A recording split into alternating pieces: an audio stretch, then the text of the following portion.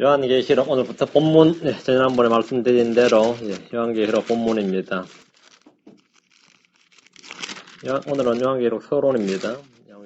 자, 같이 하는 절 읽읍시다. 요한계시록 19장 10절 말씀 읽으시고, 자, 기도합시다. 요한계시록 19장 10절. 요한계시록 19장 10절 같이 읽습니다. 내가 그의 발 앞에 엎드려 그에게 경배하려 하며 그가 내게 말하기를 나는 내 동료 종요 예수님의 증언을 가진 내 형제들 가운데 속한 자니 너는 주의하여 그리하지 말고 하나님께 경배하라. 예수님의 증언은 대언의 영이라 하더라. 이 부분입니다. 예수님의 증언은 대언의 영이니라. 예수님의 증언은 대언의 영이니라. 요한계시록을 잘 표현하는 말씀이죠. 대언이란 말이 지금 프로피사이거든요. 대언, 예언, 프로피사이. 기도합니다. 위대하신 거룩한 주 하나님 감사합니다. 주께서 은혜와 복을 많이 주셔서 저희가 주의 영이 차고 넘치게 하시고 주의 말씀을 잘 깨닫도록 도와주십시오.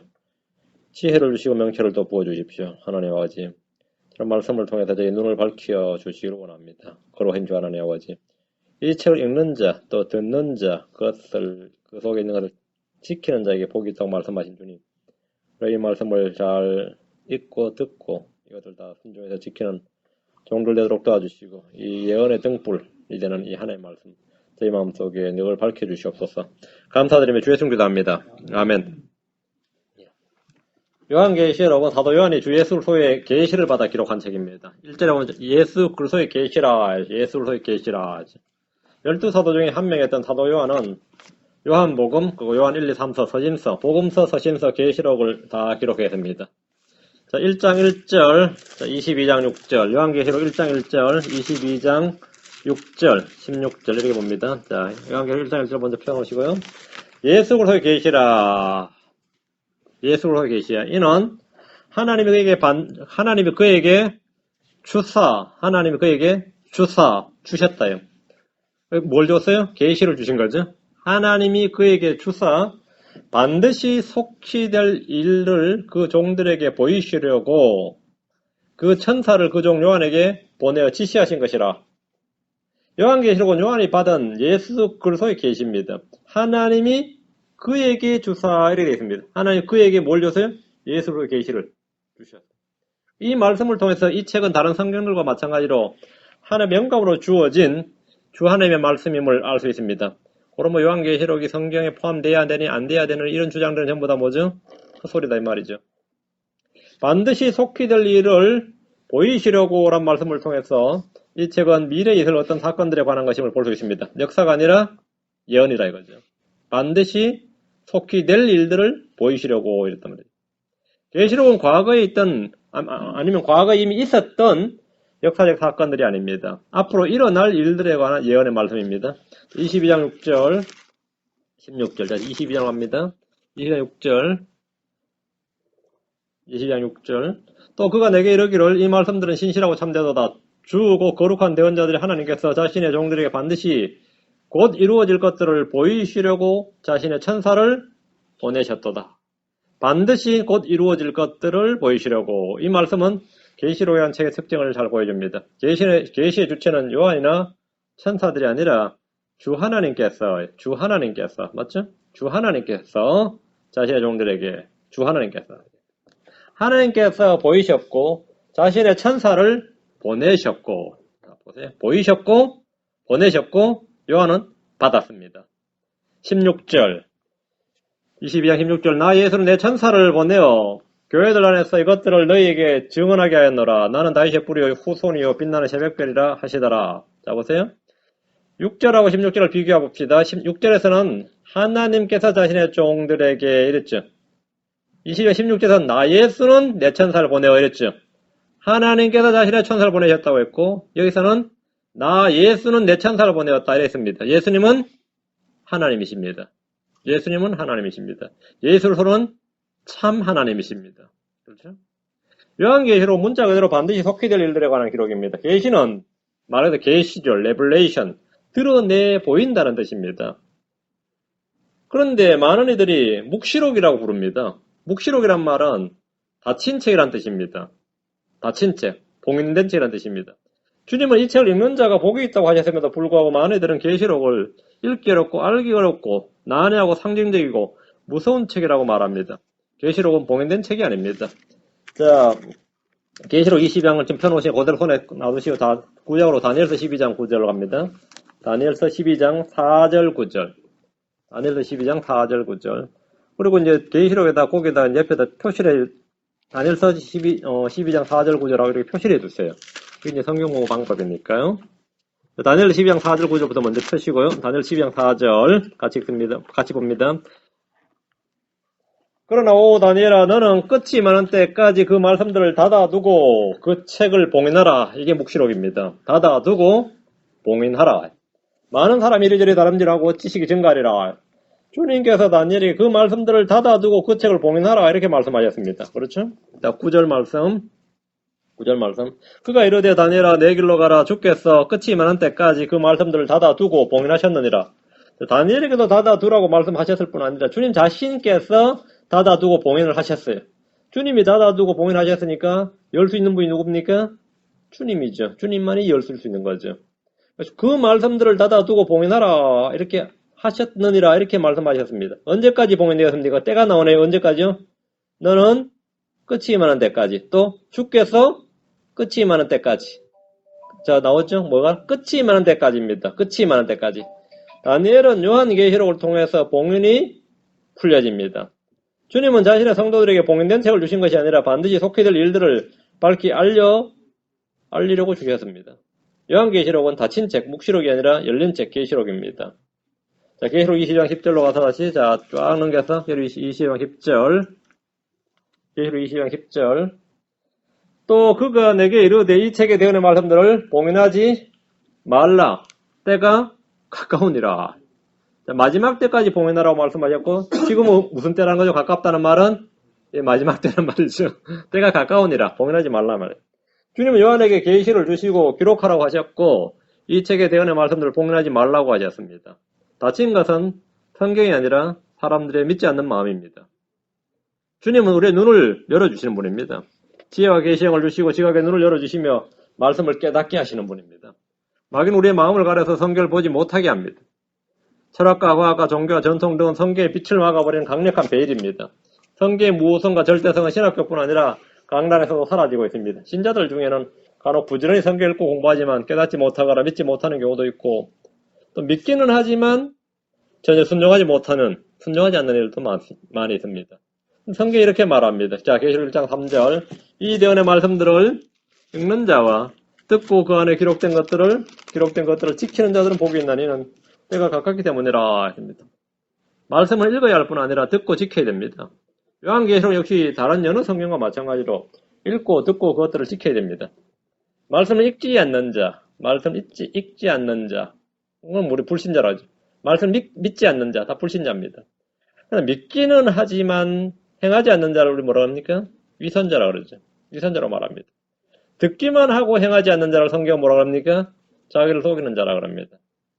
야고보서 1장 22절에 오직 너희는 말씀을 행하는 자가 되고 듣기만 하지 너희 자신을 속이는 자가 되지 말라 이렇게 하셨습니다. 요한계시록은 총 22장으로 되어 있고 절수로는 404절. 킹제임스 성경 기준으로 단어는 12,000단어입니다. 절묘하죠. 12,000단어예요. 기록자는 사도 요한이며 기록 연대는 주 96년 도미티안 황제의 통치 기간입니다. 당시 사도 요한은 반모섬에 유배되어 있었는데 주님께서 보여주신 것들을 기록해서 소아시아 7교회에 보냈습니다. 요한계시록은 AD 70년 이전에 기록된 것이라는 주장을 하는 학자들이 많이 있는데 주류입니다. 주류. 그런 사람들이. AD 70년 이전에 기록된 것이라는 주장을 하는 사람들이 많은 이는 요한계시록의 내용은 로마의 타이터스 장군에서 예루살렘이 파괴된 디아스포라 그 사건에 적용을 하려고 하기 때문입니다. 오늘도 많은 학자들이 요한계시록은 이미 성취된 사건이며 더 이상 예언이 아니라고 주장합니다. 대환란을 통해서 초대교회가 받은 10번의 대박해, 로마 황제들에게 받은 그 초대교회 대박해라고 주장하는 것이 아주 대표적인 예입니다. 대환란 때는 이스라엘 야곱의 고난의 때지 로마 시대 때 2세기와 3세기에 받았던 건 유대인들은 아무런 박해를 안 받았습니다. 교회가 받았죠. 대환란은 야곱의 고난의 때지 교회의 고난의 때가 아닙니다. 그 2세기에서 3세기에 받았던 10번의 대박해가 대환란이란 말은 말도 안 되는 이야기, 말도 안 되는. 근데 그것이 지금 뭐 정설처럼 많이 주장되고 인용됩니다. 대환란을 초대교회가 받은 10번의 대박해라고 주장한다. 그거는 성경을 전혀 모르는 이야기입니다. 이들에게 계시록은 과거의 역사책에 불과합니다. 그러나 성경을 믿는 신자들의 요한계시록은 반드시 속히 될 일들을 기록한 예언의 등불과 같습니다. 7년 대환란이나 천년왕국이나 영원한 세계에 대한 예언의 파노라마가 요한계시록에 다 기록되어 있습니다. 교회는 대환란 전에 하늘로 들림을 받고 이 땅에는 7년 동안 대환란이 있고 주님께서 친히 자신의 성들과 함께 이 땅에 돌아오셔서 한 왕국을 세우실 것인데 이 왕국을 무슨 왕국? 하늘의 왕국, 또는 천년왕국이라고 말합니다. 천년왕국이라는 말은 그 기간이 천년이라는 뜻에서 천년왕국입니다. 천년왕국은 주님이 세우실 의의 왕국입니다. 천년왕국에 대한 신학적 입장에 따라서 크게 세 가지 견해가 있습니다. 첫째는 예수 그리스도께서 지상에 오셔서 천년왕국을 세우신다는 겁니다. 왕국을 세우러 오시는 예수님, 핵심이. 왕국을 세우러 오신다. 왕국을 세우시는 분은 주 예수님이십니다. 왕국을 세우시는 분은 교회가 아닙니다. 천사들이나 사람들이 아닙니다. 주님 자신입니다. 이 견해를 천년왕국 이전에 주님이 오셔서 왕국을 세운다고 해서 전천년주의 이렇게 말합니다. 주님이 천년왕국 이전에 오셔서 왕국을 세우신다. 전천년주의 이렇게 말합니다. 둘째는 예수 그리스도가 천년왕국이 끝날 쯤 아니면 끝나고 나서 이 땅에 오신다는 견해입니다. 이 땅이 천년왕국이고 완전 이 땅이 의와 화평이 다스리는 그런 복음으로 온 세계가 복음의 물결이 온 세상을 뒤덮고 나서 그런 세월이 한 1000년이 지나고 나서 그 1000년 땅의 평화가 이 땅이 지속된 후에 주님께서 이제 이 땅도 좋아졌구나 하고 내려오신다는 거예요. 그게 천년왕국인데 진화론적 관점입니다. 이것을 천년왕국 후에 오신다 해서 이걸 후천년주의라고 말합니다. 오늘날 대부분의 개신교와 로마 캐톨릭은 이걸 주장합니다. 왜? 자기들이 복음을 전파해서 교회를 막 곳곳에 세워서 이 세상을 완전히 복음화 시켜야 그런 세월이 쫙 흐르고 나서 주님이 오신다는 개념입니다. 그래서 이 땅을 빨리 이 땅에 천국이 만들자 뭐 이런 킹덤 빌더스라고 그러죠. 그런 견해를 가진 종교인들, 크리스천들은 이제 후천년주의라고 말합니다. 전천년주의와 후천년주의는 정반대입니다. 전천년주의는 세상이 너무나 악해져서 더 이상 어떻게 할 수가 없는, 그래서 이 세상을 완전히 심판하시고 주님 새 왕국을 세우시는 게 그 천년왕국이 그게 전천년주의고, 후천년주의는 사람들이 이 세상을 너무너무 좋게 만들어서 발전시켜서 이제 그 후에 주님이 오시는 후천년주의죠. 셋째는 예수 그리스도께서 이 땅에 다시 오시지 않는다는 겁니다. 천년왕국이란 말이나 주의 재림이나 이런 건 다 실제가 아니라 상징이나 비유일 뿐이라는 겁니다. 주님이 뭐 하는데 인간 세상을 다스리러 직접 이 나라를 세우고 이 사람들 다스리겠다, 이 땅에다 왕국을 세우고 성전을 세우고 하겠냐, 이런 주장이에요. 주님은 어디까지나 영적이고 도덕적이고 정신적인 부분, 우리 마음의 왕국이지 눈에 보이는 가시적이고 물질적이고 땅에 있는 이런 얼스익, 이런 킹덤이란 건 말도 안 된다. 이거. 주님께서 그저 의와 희락과 평강과 사랑과 이런 왕국을 말한 것이겠지, 정신적인 것이지 영적인 것이지 정치적이고 눈에 보이고 물질적인 어떤 왕국이 세워진다는 것은 아니다. 그건 성경을 크게 오해한 것이다. 이렇게 주장하는 게 있는데, 천년왕국이란 말도 그냥 천년이란 무한대의 세월을 말하는 그냥 상징적인 언어다. 천년왕국은 없다 이거예요. 없을 무자에서 무천년주의라 그럽니다. 무천년주의라고 그래요. 근데 또 많은 이들이 그게 맞는 말 같다 그래요.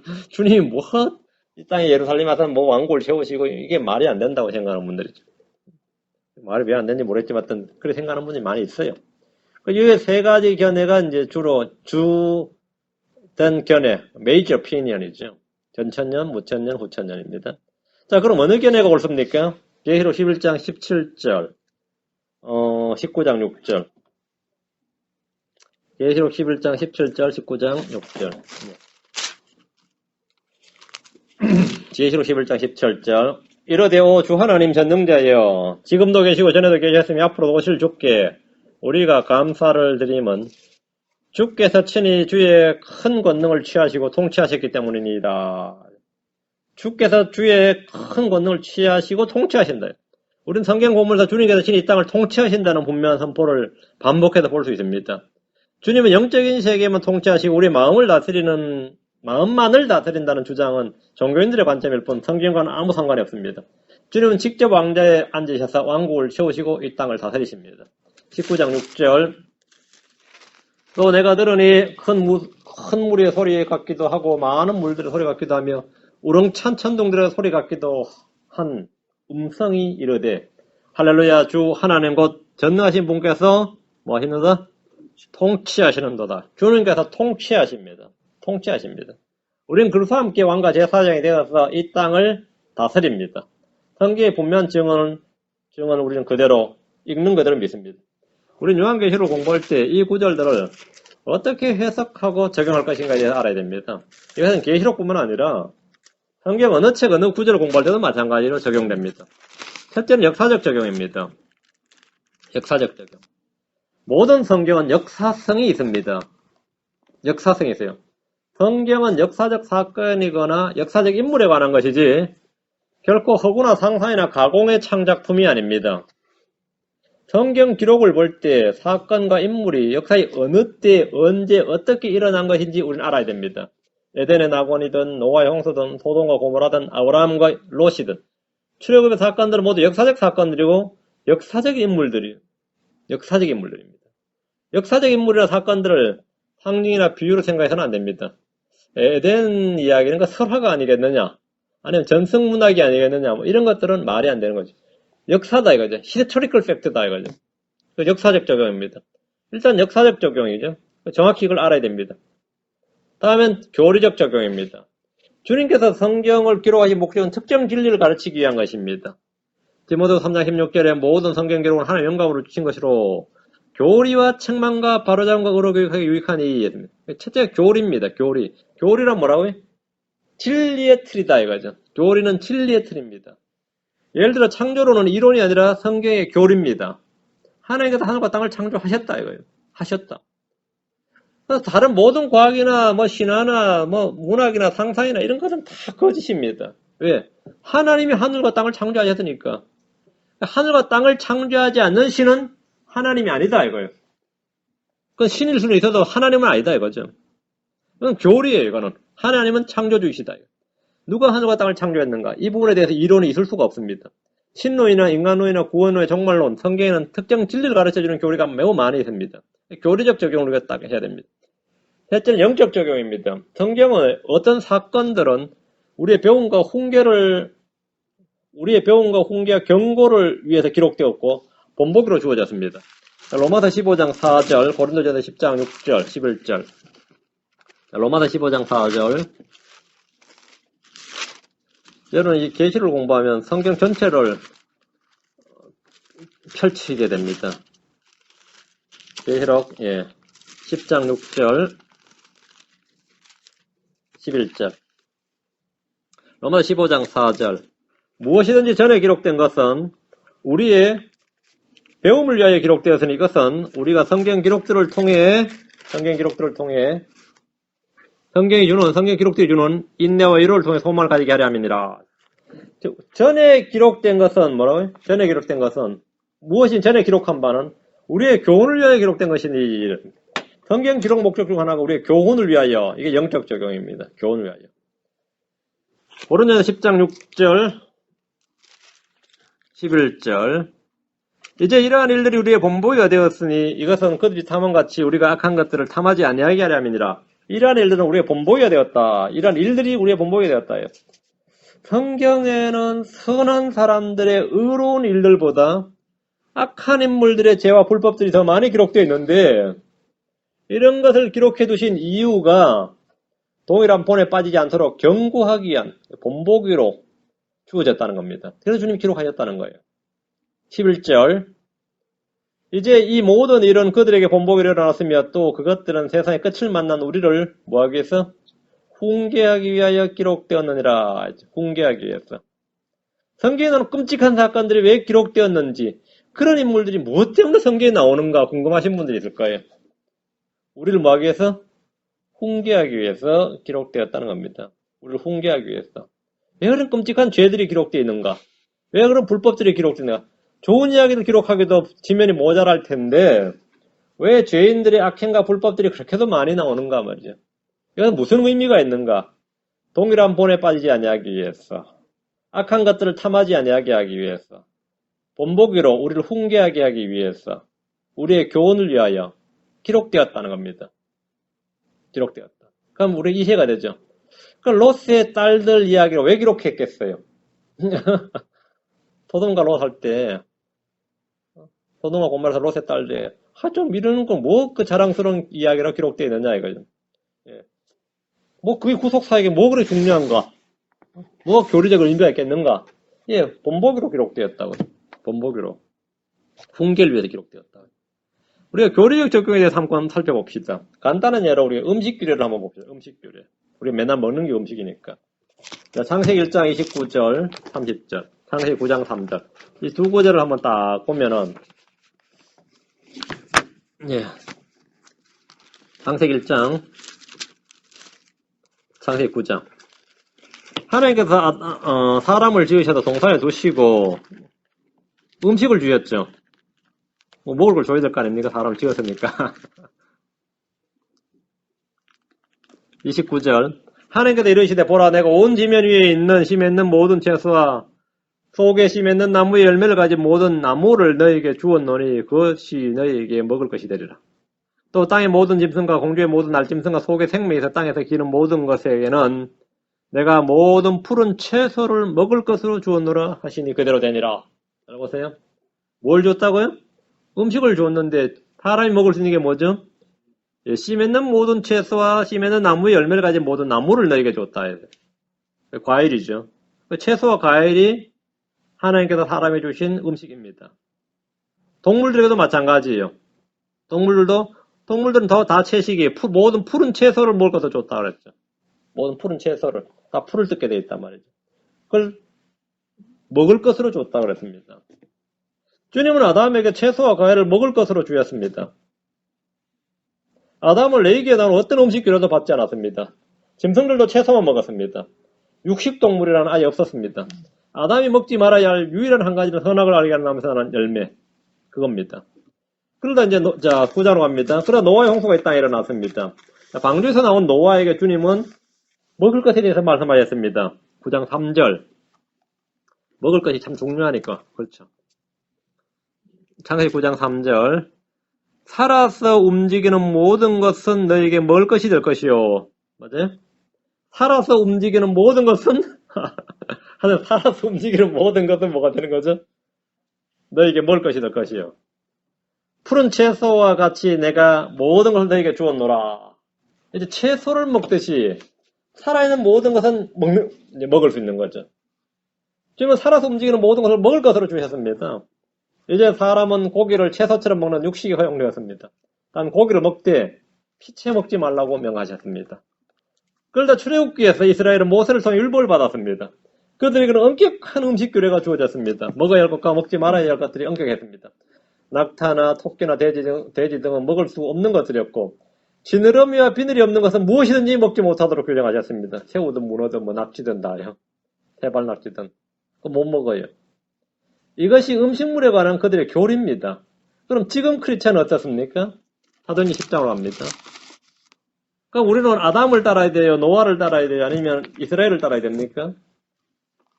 사도행전 10장 12절 15절.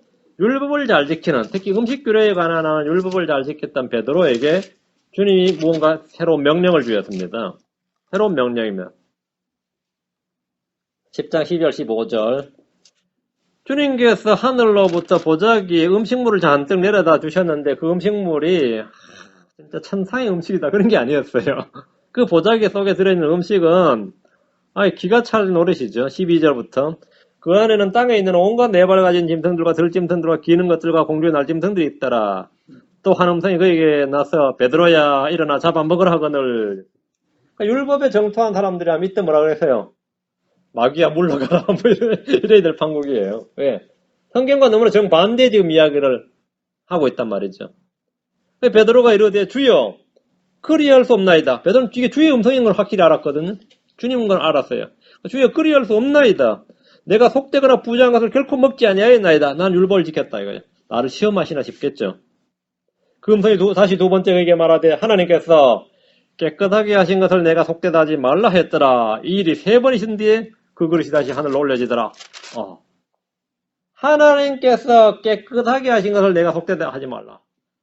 십자가의 사건은 중대한 어떤 변화가 있었던 사건입니다. 십자가는 사람의 음식규를 바꿔놓는 중대한 뭐가 있었어요. 맞죠? 그러니까 노아의 홍수 때보다 더 큰 노아의 홍수로 말미암아 채식을 하던 사람이 육식을 할 수 있게 됐단 말이죠. 출애굽의 이스라엘 백성들에게 음식규가 있었는데 십자가의 사건 이후로 예, 율법대로 음식을 먹던 이스라엘에게 중대한 변화가 생겼습니다. 베드로는 율법에 맞는 음식과 율법을 지키려고 했습니다. 그런데 성령께서는 환상 중에 일어나 잡아먹으라고 명령하셨습니다. 베드로가 거부했습니다. 하나님께서 깨끗하게 하신 걸 내가 속되게 하지 말라 이렇게 주님 명령하셨습니다. 무려 3번이나 동일한 환상을 보여주셨고 음식규례에 관한 교리가 바뀌었음을 지금 보여주신 겁니다. 아직도 구약의 안식일이나 음식규례나 절기 등을 지켜야 하는 줄로 아는 사람들이 많이 있습니다. 이 사람들은 전부 다 한 번씩 이 환상을 한번 받아야 돼요. 이 환상을 한번 봐야 됩니다. 고린도전서 10장 25절 27절 고린도전서 10장 25절 27절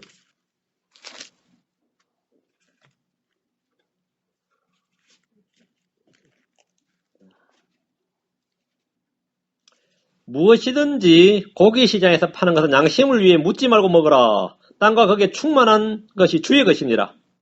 믿지 않는 자들 중에서 누가 너희를 잔치에 초대하여 너희가 가고자 하거든 너희 앞에 차려놓은 것은 무엇이든지 양심을 위해 묻지 말고 먹어라. 이교도들 이방인들이 초청해서 음식 차려놓으면 제일 먼저 나오는 게 뭐죠? 돼지고기지. 수육이죠. 그럼 어떻게 하라는 거죠? 양심에다 묻지 말고 먹어라. 무릇 고기시에서 파는 것. 여긴 유대의 고기 시장이 아닙니다. 고린도의 고기 시장이에요. 고린도의 고기 시장이라고. 그냥 별의별 게 다 있단 말이죠. 양심에 묻지 말고 먹으라는 거예요. 그럼 천년왕국 때는 어떻게 됩니까? 다시 모두 과일과 채소만 음식으로 먹게 됩니다. 이것은 교리적 적용에 관한 것입니다. 한 가지를 딱 낙하할 때, 교리적 적용이라는 거죠. 아브라함 이전에 아무도 할례를 받지 않았습니다. 아브라함 때부터 유대인은 할례를 받았습니다. 그렇습니까? 지금은 어떻습니까? 크리스천은 할례를 받지 말라. 이게 바로 교리적 적용입니다. 모든 성경이 모든 시대의 모든 사람에게 똑같이 적용되어야 한다는 믿음은 그냥 자신의 가정이고 그냥 자신의 신념이지 성경적 진리가 아닙니다. 그건 오류입니다. 그런데 그런 주장을 하는 사람들이 많이 있어요. 모든 성경이 모든 시대에 모든 사람에게 똑같이 적용되어야 되는 줄 압니다. 이건 큰 오류입니다. 다 요한계시록입니다. 요한계시록은 성경의 마지막 책입니다. 동시에 결말, 종결, 완성의 책입니다. 계시록 16장 17절, 21장 6절. 계시록 16장 17절, 계시록 21장 6절. 16장, 예. 그 다음에 21장, 예. 볼펜 하나 딱 잡고 옆에다가 21장 6이라고 크게 작게 쓸 필요도 없어요. 크게 딱 적어놔요. 이렇게 크게 21장 6절하고 크게 딱 적어놓으세요. 일곱째 천사가 자기 병을 공중에 쏟아부으며 큰 음성이 하늘의 성전에서 왕자로부터 나서 이르되 다 이루어졌도다 하더라. 다 이루어졌도다. 아멘. 다 이루어졌도다. 맞죠? It is done. 이 음성이 들립니까? 다 이루어졌도다 라는 주의 음성이 들립니까? 주님의 모든 계획과 목적이 다 이루어지는 곳이 계시록입니다. 자, 21장 몇 절요? 21장? 오케이, 적어놓으세요. 21장 6절. 또 내게 이르시되 다 이루어졌도다. 난 알파 오메가의 시작과 끝이라. 내가 목마른 자에게 생명수의 샘에다 값을 주리라. 여러분, 다 이루어졌도다. 맞죠? 다 이루어졌도다. 다 이루어졌습니다. 예, 다 이루어졌도다. 다 이루어졌도다. 아주 간단합니다. It is done. 다 이루어졌도다. 주님께서 하신 말씀입니다. 주님께서 다 이루어졌도다 이렇게 말씀하셨습니다. 우리가 요한복음 19장 30절에서는 그냥 It is finished였죠. 구속사역에 관한 자신의 몸에 관해서 구속사역에 관해서 자신에 관한 모든 말씀이 이루어졌다는 것이죠. It is finished. 주님께서 다 이루셨다는 거고 이것은 하늘에서 하나님의 뜻이 이루어진 같이 땅에서도 이루어지다. 그 말씀이 다 이루어졌다는 거죠. 창세기에서 시작된 주님의 사역, 구속 사역이 요한계시록에서 뭐가 됐다? 완성됐다는 겁니다. 창세기 3장 15절에서 주님께서 약속하신 그 사역이 이제 드디어 끝났다 이거죠. 요한계시록 특성을 좀 살펴보겠습니다. 요한계시록은 말 그대로 계시의 책입니다. 요한계시록은 반드시 속히 될 일들을 보여주시고 기록하게 한 계시를 담고 있습니다. 요한계시록은 예수 그리스도의 중심성을 가장 잘 보여줍니다. 예수 그리스도의 계시이며 왕과 제사장으로 다스리시는 분이시고 왕들의 왕이시고 주들의 주이십니다. 그분은 교회들을 살피시고 이 땅을 심판하시고 영광주에 돌아오시며 왕국을 세우시고 통치하시는 분입니다. 요한계시록은 예수님의 어떠하심을 보여주는 책입니다. 요한계시록은 말 그대로 계시록이가 열린 책입니다. 주님은 이 책을 봉인하지 말라고 명령하셨고 누구든지 이 책을 읽고 듣고 그것들을 지키는 자는 복이 있다고 하셨습니다. 우리는 이 책을 부지런히 읽고 듣고 지켜야 합니다. 대환란 때 땅에서 벌어진 일들, 하늘에 있는 일들, 사탄의 패배, 바벨론의 멸망, 왕국들의 멸망과 심판, 천연왕국, 불목과 새하늘과 새 땅에 관한 모든 기록이 선명하게 계시되는데 이게 다 열려 있습니다. 열려 있어요. 항상 우리에게는 뭐라고 열려 있다 이거죠. 우리는 그걸 보는 겁니다.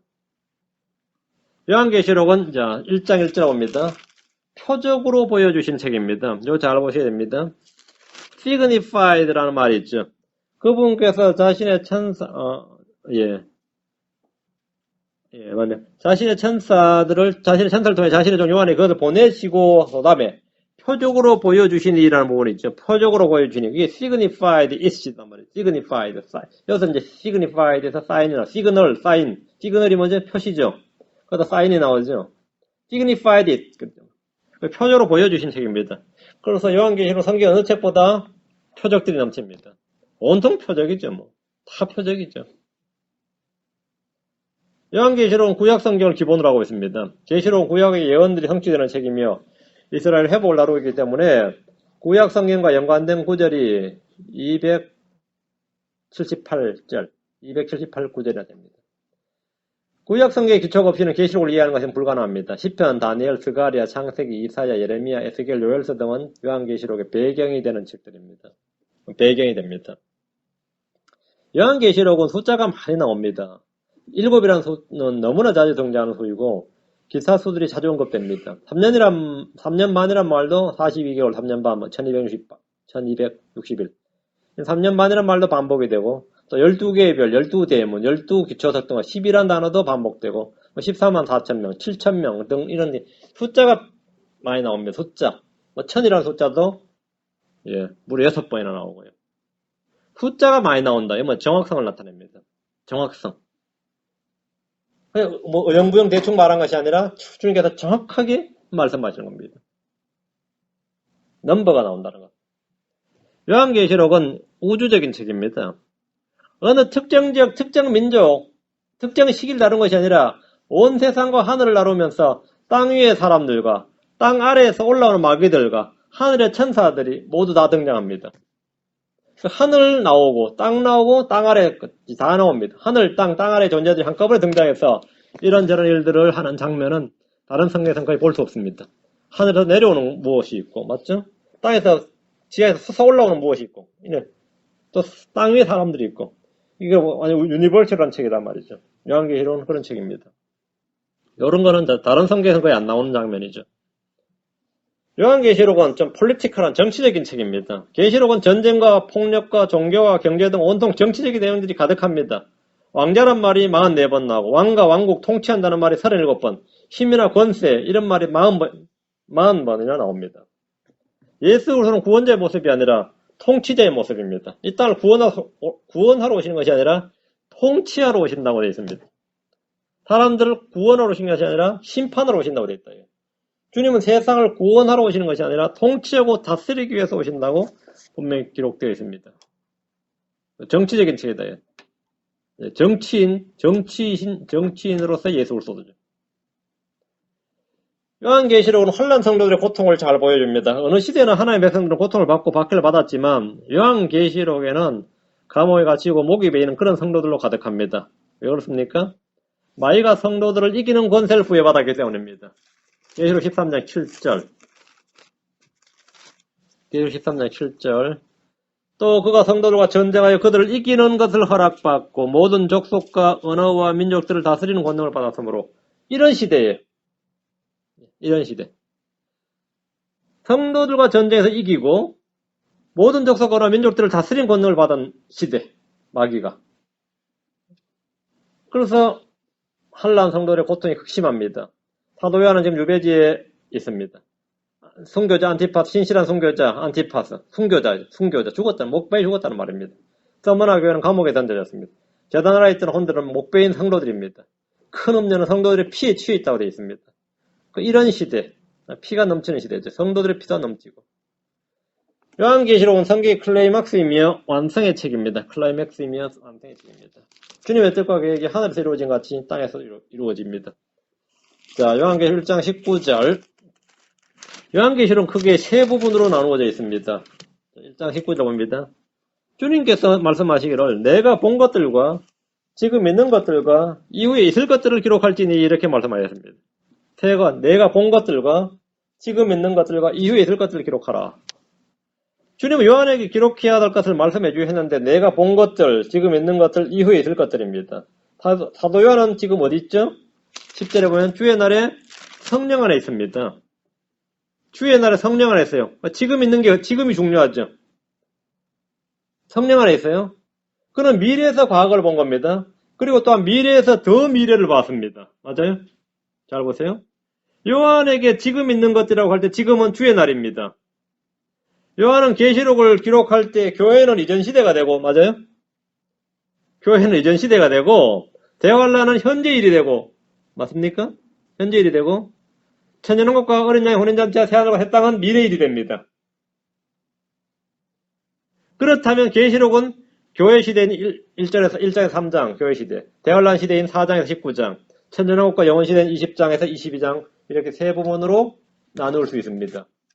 이것이 주님께서 그렇게 기록하라고 하셨습니다. 하나님께서 진리의 말씀을 올바르게 나누고 공부하라고 하신 대로 우리는 성경이 나눈 그대로 따라서 공부해야 됩니다. 교회 시대는 그리스도의 십자가 부활을 통해 세원자에 공포되고 성령 오심으로 시작되고 부활과 휴거 때까지를 말합니다. 그게 교회 시대입니다.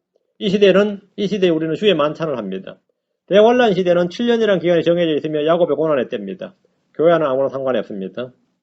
7년 대환란은 문자 그대로 7년입니다. 이 기간이 끝나면 천년왕국이 세워지고 문자 그대로 1000년 동안 이 땅은 주 예수께서 다스리는 왕국이 됩니다. 현재 있는 하늘과 땅은 사라지고 큰 흰 왕자 심판이 있고 영원시대가 열립니다. 그래서 심판을 받고 영원시대가 열립니다. 새하늘과 새 땅이 창조되고 우리는 새 예루살렘에 살게 됩니다. 이런 사실은 이해하기 어려운 내용이 아니라 문자 그대로 믿기 어려워하는 부분입니다. 이해하기 어려운 건 아니죠. 자, 계시록 4장으로 갑니다. 계시록 4장 1절과 2절, 계시록 19장 11절. 자, 두 구절을 비교합니다. 계시록에는 두 번에 걸쳐 하늘이 열립니다. 계시록 4장에서 한 번 열리고 19장에서 한 번 열립니다. 계시록 4장 1절, 2절. 2일 뒤에 내가 바라보니 보라 하늘에 한 문이 열려있더라. 내가 들은 첫째 음성 곧 나팔 소리같이 내게 이야기하던 음성이 이르되 이리로 올라오라. 이후에 반드시 일어날 것들을 내가 내게 보이리라 하더라. 내가 즉시로 영 안에 있었는데 보라 하늘에 한 왕자가 놓여 있고 그 왕자의 한 분이 앉아 계시더라. 하늘에 한 문이 열려있더라 그랬죠. 하늘에 한 문이 열려있더라. 문이 열렸어요. 그리고 땅에서 한 사람이 올라갑니다. 하늘로. 땅에 있던 요한이 하늘로 들림을 받았습니다. 하늘에 한 문이 열려 있습니다. 요한은 이리로 올라오라는 주의 음성을 들었고 하늘에 한 문이 열려 있었습니다. 계시록 19장 11절. 하늘에 문이 열려야 땅에 있는 성도들이 올라가죠. 하늘에 문이 열려 있어야. 닫혀 있으면 못 올라갈 거 아닙니까? 계시록 19장 11절. 또 내가 하늘이 열린 것을 보니 보라 흰말이라. 그 위에 타신 분은 신실하시니 참되시니라 불리더라. 그분은 의로 심판하여 전쟁을 하시느니라.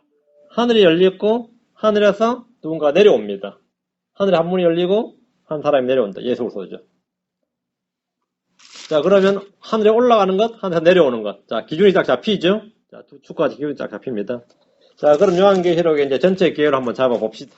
자, 볼펜을 딱 잡으시고 1장 1절에서 8절은 하늘에 계신 주님으로부터 받은 계시의 시작입니다. 자, 계시의 시작입니다. 1장 9절부터 20절은 영화로우신 주 예수 그리스도의 모습입니다. 영화로우신 주 예수 그리스도의 모습이죠. 영광을 받으신 주 예수 그리스도는 하늘에 계시며 그분의 모습은 이 땅에서 사람의 모습, 우아함도 없고 흠모할 만한 아름다움도 없었던 그 슬픔의 사람. 연한 초목같이 마른 땅에서 난 뿌리 같은 그런 모습이 아닙니다. 그런 모습이 전혀 아닙니다. 자, 2장과 3장은 7교회에 보내는 편지입니다. 주님은 소아시아에 있는 7교회에 편지를 보내도록 하셨는데, 당시 소아시아에는 이 교회들 외에도 몇 개의 교회가 더 있었습니다. 그 당시 그 지역에는 적어도 3교회가 더 있었는데, 골로새 교회, 맞죠? 히에라폴리스 교회, 드로아 교회, 뭐 이런 교회들이 거기 있었습니다. 뭐 빌립보 교회는 뭐 유럽이니까 소아시아 안 치고. 사도 바울이 교회에 서신, 보낸 교회에 서신 다 하고, 요한계시록 일어난 교회에 서신 일치는 안 하죠. 예, 일치는 안 합니다. 근데 소아시아에 있었던 골로새 교회나 히에라폴리스 교회나 드로아 교회 등에는 편지를 안 보냈어요. 이들 교회는 요한으로부터 아무 서신을 받지 못했습니다. 소아시아에 보낸 편지다 이렇게 말하면 안 되고 소아시아에 있는 7교회만 보냈어요. 바울이서는 로마서와 같이 로마 교회에 관한 언급도 없습니다. 로마, 유럽은 전혀 안 보냈습니다. 주님은 유대에 있는 교회, 예루살렘 교회도 안 보내셨어요. 그렇죠? 중요한 교회잖아요, 유대인. 근데 주님 그 언급이 없어요. 그렇다면 이 7교회는 주님께서 어떤 전형적인 특성을 뽑아서 기록해 주신 겁니다. 에베소 교회, 스모나 교회, 버가모 교회, 두아디라 교회, 사데 교회, 빌라델비아 교회, 라오디게아 교회가 바로 이 7교회인데 주님이 선정해서 편지를 보내게 하신 7교회입니다. 사도 바울도 뭐 스모나 교회나 버가모 교회나 두아디라 교회 이런데 사데 교회 이런데 편지 보냈어요, 안 보냈어요? 바울 서신은 거의 없다고요. 전혀 다른 내용이죠. 다른 내용. 자, 4장부터 19장에는 교회란 단어가 한 번도 안 나오는데 이때는 대환란의 시기입니다. 대환란의 시기에 교회란 단어가 한 번도 안 나온다는 말은 교회가 이 땅에 없기 때문입니다. 다른 이유가 없어요. 교회가 이 땅에 없기 때문에. 성도가 없기 때문은 아니죠. 교회가 없는 거죠. 주님의 몸된 교회가 없는 것이고 환란 성도들은 있습니다. 교회는 대환란 이전에 하늘로 들림을 받았습니다. 들림을 받아 하늘에 올라가 있습니다. 근데 이 부분에 대해서 이제 강력하게 반발들이 많이 있습니다. 왜 환란 통과론자들은 이걸 이제 용납할 수가 없는 거죠. 교회가 환란을 통과해야 되는데 성도란 말이 교회 계속 나오는데 왜 자꾸 그렇게 말하느냐는 거죠. 자, 요한계시록 4장으로 갑니다. 4장에서 하늘에 한 문이 열려서 사도 요한이 하늘로 올라갔습니다. 자, 하늘로 올라가자마자 본 게 뭐냐면 왕자에 계신 하나님을 봤어요. 맞아요?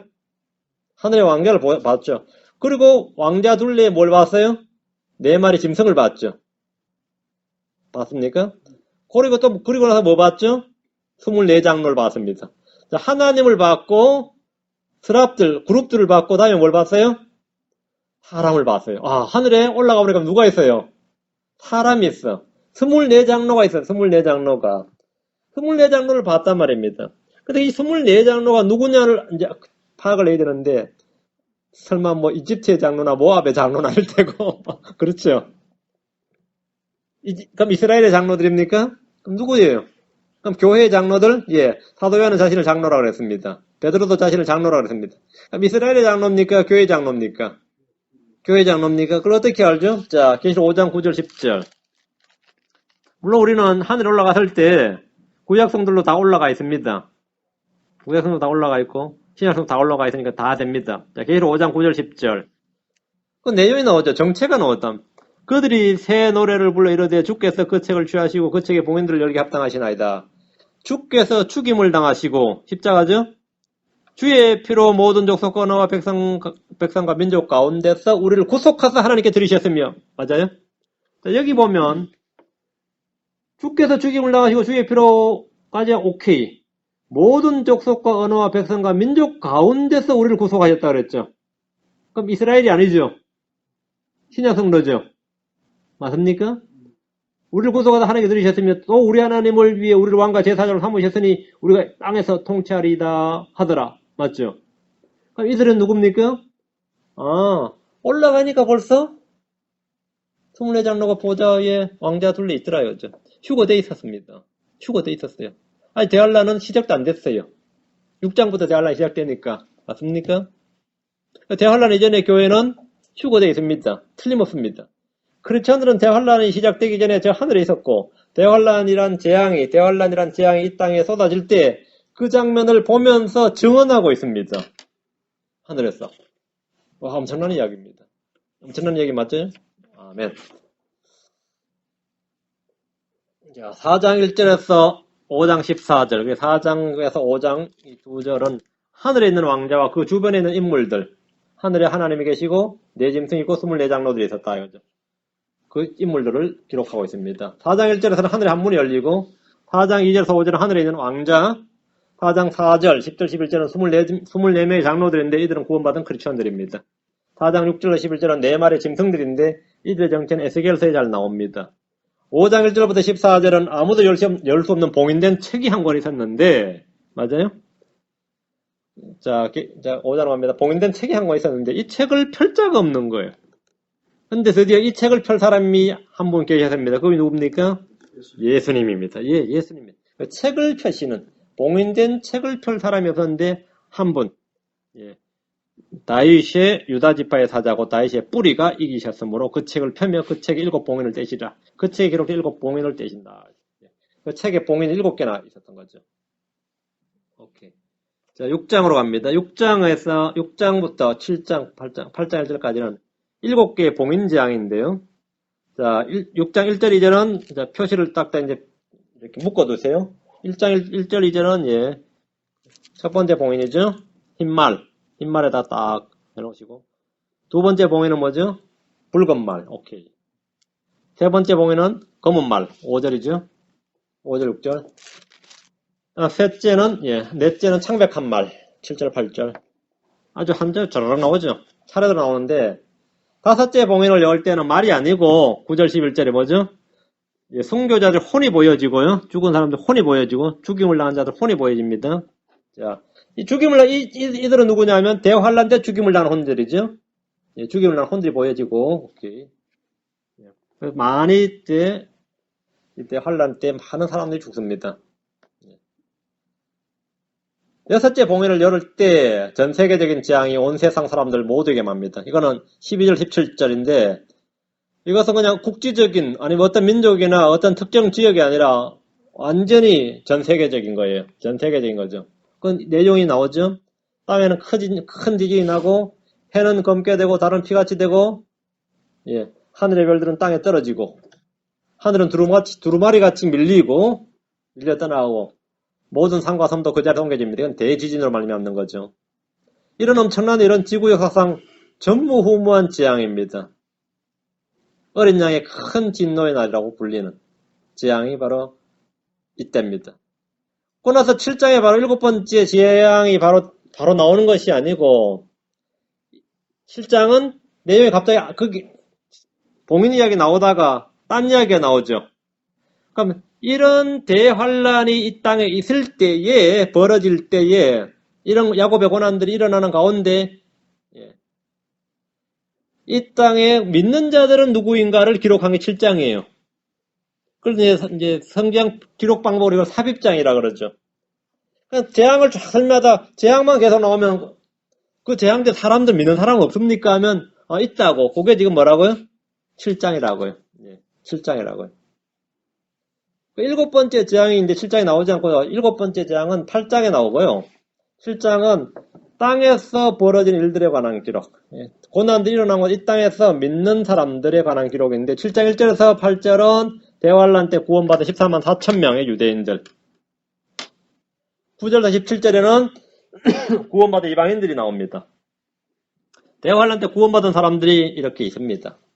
이들을 오늘날 크리스천으로 오해해서는 안 됩니다. 이들을 크리스천으로 오해하기 때문에 환란 통과가 자꾸 나오는 거죠. 환란 통과 나오죠. 자, 8장 1절로 갑니다. 8장 1절에 보니까 7번째 봉인이 이제 열립니다. 7번째 봉인은 하나님께서 그분께서 7번째 봉인을 여신 거죠. 땅이 아닙니다. 하늘에서 여시는 거죠. 그때 가만 땅이면 난리가 나는 게 아니라 어떻게 되나 하늘이 반 시간쯤 고요하더라. 이게 전부예요. 7번째 봉인 열었을 때는 이 적막함, 이 고요함, 이거 완전히 그냥 진짜 멍한 거죠. 멍한 거죠. 자, 8장 6절에서 11장 19절은 나팔재앙입니다. 자, 8장 1절에서 그랬고 나팔재앙인데 첫 번째 천사가 부는 나팔에는 7절에 보니까 피 섞인 우박과 불이 나와서 땅에 쏟아지니 나무의 3분의 1이 타고 모든 풀이 불타버리더라. 식물에게, 나무와 식물, 자연계에 미치는 영향이죠. 둘째 천사가 보는 나팔에는 바다의 물들, 바다의 3분의 1이 피가 되고 바다의 생물이 3분의 1이 죽고 배들이 3분의 1이 부서집니다. 바다가 재앙을 당하는 거고, 셋째 천사가 보는 나팔에는 쑥이라 불리는 큰 별이 떨어져서 강들, 샘물, 민물, 우리가 식용수로 쓸 수, 식수로 쓸 수 있는 물의 3분의 1이 쓰게 되어서 많은 사람들이 죽게 됩니다. 네 번째 천사가 보는 나팔에는 해의 3분의 1과 달의 3분의 1과 별들의 3분의 1이 타격을 입어서 그것들의 3분의 1이 어두워지고 낮이 자기 3분의 1과 빛을 내지 않고 밤도 그렇게 된다. 이렇게 비절 전하는데 하늘의 전체의 변화가 생기는 거죠. 이때 하늘을 가로질러서 날아간 한 천사가 앞으로 불게 될 세 천사의 나팔로 인해서 이 땅에 가는 자들이 화가 있다고 선포를 합니다. 13절에 나오죠. 재앙을 내리는 가운데 경고의 음성이 한 번 더 일어나는 겁니다. 자, 9장을 갑니다. 9장.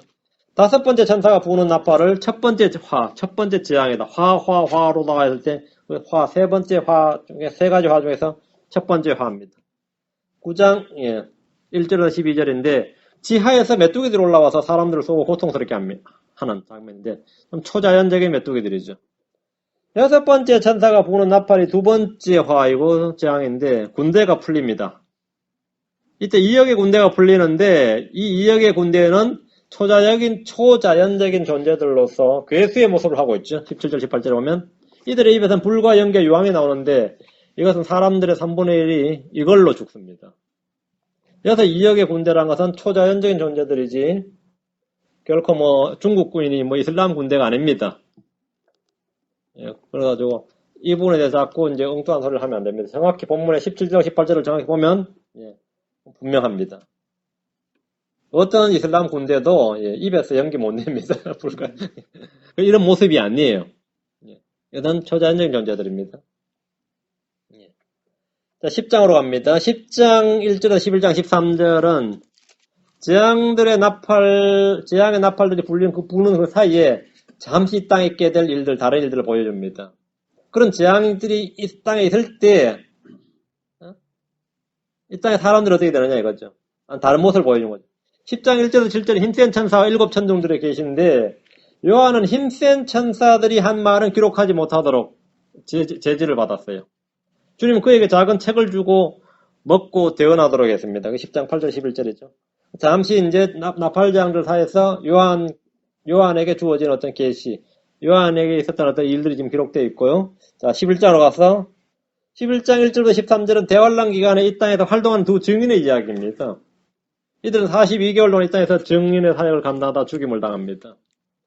그리고 이제 나머지 한 가지 재앙이네요. 11장 14절 19절에 세 번째 화, 일곱째 천사가 나팔을 불 때 이 세상의 왕국들은 우리 주와 그분의 그리스도의 왕국들이 되었습니다. 이게 이제 다 이루었다가 되는 거죠. 분노한 민족들에게는 주의 진노가 이르렀습니다. 18절에 주께서 통치하는 왕국이 이제 드디어 임합니다. 다음 12장으로 갑니다. 12장 1절부터 13장 18절까지는 재앙이 아니라, 재앙에 대한 기록이 아니고 여기는 예사롭지 않는 7인물이 등장합니다. 7인물이 등장한다. 예사롭지 않는 인물이죠. 12장 1절에서 2절은 회로의 옷 입은 여자, 회로 옷 입은 여자가 나오고, 물론 우리는 그것이 이스라엘인 걸 압니다. 그 다음에 12장 3절과 4절은 크고 붉은 용이 하늘에 나타나죠. 예사롭지 않는 인물이죠. 5절과 6절에는 사내아이가 하나 나오는데 철장으로 다스릴 아이라고 나오죠. 사내아이가 하나 나오고 7절과 12절은 천사장 미가엘이 등장하고 12장 13절 17절은 광야로 피하는 유대인 남은 자들이 나오고 13장 1절에서 10절은 바다에서 올라오는 짐승이 하나 있고 13장 11절 18절은 땅에서 올라오는 짐승, 이렇게 총 7인물이 등장합니다. 7 persons가 등장을 해요. 물론 이제 집단제로 나오는 게 이제 광야로 피하는 유대인 남은 자들이고요. 7인물들. 회로 옷 입은 여자, 크고 붉은 용, 사내아이, 천사장 미가엘, 광야로 피하는 유대인 남은 자들, 바다에서 올라온 짐승, 땅에서 올라온 짐승, 이렇게 됩니다. 적그리스도와 거짓 대언자죠. 자, 14장으로 가서 14장 1절부터 5절은 어린 양과 함께 선 14만 4천입니다. 어린 양과 함께. 자, 이들은 분명히 7장에서 땅에 있었습니다. 근데 지금 하늘에 있습니다. 대환란 때 땅에 있던 성도가 지금 하늘에 있단 말이죠. 그럼 대환란 때 뭐가 있던 거죠? 환란 중에 휴거가 된다. 휴거의 사건이 환란 중에 휴거가 있다는 진리를 보여줍니다. 환란 중에. 환란 성도의 휴거입니다. 환란 성도의 휴거. 6절부터 11절은 세 천사가 선포하는 장면, 세 천사의 선포입니다. 세 천사의 선포고, 12절부터 13절은 주 안에서 죽은 자들의 복이고, 14절부터 16절은 수확인데, 이때 수확은 성도들의 수확이 아니라 심판을 위해서 이 땅에 거두어들인 포도송이들, 그 불태우기 위해서 집단, 볕단들 거두어들인 그런 수확입니다. 17절에서 20절은 진노의 포도즙 틀에 밟힌 사람들의 모습인데, 이들은 마치 포도송이가 터지듯이 죽임을 당합니다. 14장 20절은 너무나 끔찍한 이야기죠. 포도즙 틀에 던져지는데 도시 밖에서 그 포도즙 틀이 밟혔고, 도시 밖에서 하면 예루살렘 도시라면 예루살렘 밖에서 그 포도즙 틀이 밟혔고, 포도즙 틀에서 피가 나와 말굴레까지 닿았으며 1600사대원에 퍼졌더라. 이때 죽은 사람은 지금까지 인류 6000년 역사에서 모든 전쟁에서 죽은 사람들의 수보다 더 많을 겁니다. 15장 1절부터 16장 21절까지는 7 금병의 재앙입니다. 7 병. 골든 바이얼. 7 금병의 재앙입니다. 주님의 진노를 가득 담은 병들이 쏟아질 때마다 이 땅은 재앙이 차고 넘치게 됩니다. 하늘에서 병을 쏟으면 땅에 작살이 나는 거예요.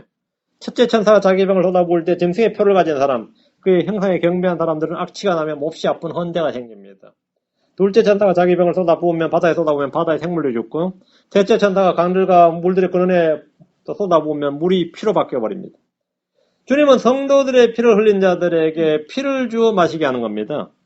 왜 이 물을 피로 바꾸느냐 하면 5절과 7절에 보면 그 이유가 나오는데, 이 성도들의 피에 취한 자들에게 너희들도 피를 마시게 하겠다 이거죠. 넷째 천사가 자기 병을 부으면 해가 사람들을 태우는데 그 열기로 말미암아 사람들이 피부병에 걸리고 헌대가 아파서 감당을 못하죠. 다섯째 천사가 자기 병을 부으면 이 세상은 어둠이 가득하고 사람들은 아픔으로 자기 혀를 깨물면서 고통 가운데 하나님을 모독한다. 여섯째 천사가 자기 병을 부으면 유프라테에서 강물이 말라서 동쪽의 왕들이 길이 예비됩니다. 그럼 이들이 다시 동쪽의 왕들이 길이 예비되니까 예루살렘으로 직결하겠죠. 이게 아마겟돈 전쟁이죠. 최후의 전쟁을 위해서 움직이는 부정한 영 셋이 큰 날에 있을 전쟁을 해서 사람들 아마겟돈으로 모읍니다. 일곱째 천사가 자기 병을 부으면 큰 지진이 일어나고 모든 것이 다 이루어집니다. 17절 19절이죠. 이 지진으로 도시들이 무너지고 모든 섬이 사라지고 산들도 보이지 않게 된다고 20절 나옵니다. 하늘에서 무게가 1달란트나 되는 우박이 떨어지는데 말이 1달란트지 말이 우박이지 이건 돌덩어리입니다. 이게 돌덩어리. 그건 뭐 거의 끝장나는 거죠. 17장, 18장은 큰 바빌론의 멸망에 대해서 따로 다루고 있습니다. 17장도 큰 바빌론, 18장도 큰 바빌론이요. 큰 바빌론의 몰락을 따로 챕터를 뽑아내서 다루고 있습니다. 19장은 주님의 재림이죠. 주님의 재림입니다. 19장 1절부터 6절은 이제 할렐루야 하면서 하늘에서 기쁨을 노래하고, 7절부터 10절은 어린 양의 혼인잔치에 대해서 말하고 있고, 11절부터 16절은 지상 재림을 이야기하고 있고, 17절에서 21절은 아마겟돈 전쟁이네요. 아마겟돈 전쟁을 말하고 있습니다. 그때 얼마나 많이 죽는지는 잘 나오죠. 이 전쟁에서 짐승도 잡히고요. 산채로 불못에 던져지는 장면이 나옵니다. 그리고 사람들 얼마나 많이 죽든지 21절에 보면 날짐승들이 그들의 살로 배를 채운다고 나옵니다. 반복이죠, 사실은. 아까 이 장면, 아까 나왔던 부분의 반복이죠. 자, 20장으로 와서 20장 1절부터 15절은 천년왕국과 큰 흰 왕자 심판에 관한 것입니다. 사탄이 묶여 들어가고요. 천년과 묶여 들어가고, 천년이 끝날 무렵 사탄이 잠시 풀려나오기에 그게 7절부터 10절이고요. 현재 있는 하늘과 땅은 모두 사라진다. 그리고 큰 흰 왕자 심판이 있다는 것이 11절부터 15절까지 나오네요. 이 내용도 잘 아는 내용들이고. 자, 21장 1절부터 22장 5절까지는 영혼에 관한 겁니다. 새하늘과 새 땅이 나오고 거룩한 예루살렘이 나오고 도시 밖의 모습, 도시 안의 모습을 차례대로 기록하고 있습니다. 22장 6절부터 21절은 현재 우리에게 주는 권면입니다. 현재 우리에게 주는 권면. 특별히 18절과 19절을 보십시다. 18절과 19절은 성경 말씀을 더하거나 빼지 말 것을 강력하게 경고하고 있습니다. 내가 이 책에 대언의 말씀들을 듣는 모든 사람에게 증언하노니 만일 어떤 사람이 이것들에다 더하면 하나님께서 이 책에 기록된 재앙들을 그에게 더하실 것이요 만일 어떤 사람이 이 대언의 책의 말씀들에서 빼면 하나님께서 생명책과 거룩한 도시의 책에 기록된 것들로부터 그의 부분을 빼시리라.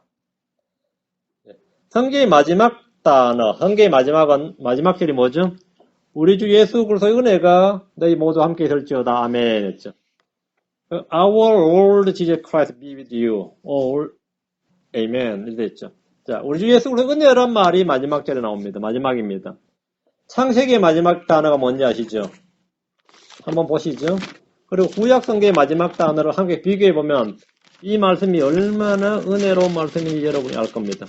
창세기의 마지막이 50장에 보면 50장 26절에 이렇게 요셉이 110세의 죽음에 그들이 그의 몸에 향료를 넣고 이집트에서 그를 관에 넣었더라. 그를 관에 넣었더라. 시체죠. 커핀, 관이 나옵니다. 사람이 죽어서 관에 들어가요. 그것도 in Egypt, 이집트에서. 이집트는 세상을 대표합니다. 이게 창세기 끝입니다. 구약 성경 말라기서의 마지막 단어가 뭔지 한번 보세요. 말라기 마지막. 그가 아버지들의 마음을 자녀들에게 돌아오게 하며 자녀들의 마음을 그들의 아버지들에게 돌아오게 하여 내가 와서 재림이죠. 복된 일입니까? 물론 아주 복된 소망인데 그렇지 않네요. 내가 와서 저주로 그 땅을 치지 아니하게 하라. 마지막 단어가 뭐죠? With their curse죠. 창세기의 마지막 단어가 커핀입니다. 여기가 curse입니다. 근데 계시록 22장 마지막에 뭐라고요? 우리 주 예수 그리스도의 은혜가 너희 모두 함께 있을지어다. 아멘. 엄청난 거죠. 이게 신약입니다. 이게 신약이에요.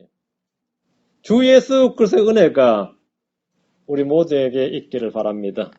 아멘. 오늘 여기까지. 다음 시간부터 또 본문 1장 1절부터 들어갑니다. 미리 성경을 읽어오시기 바랍니다. 잠깐 기도합시다.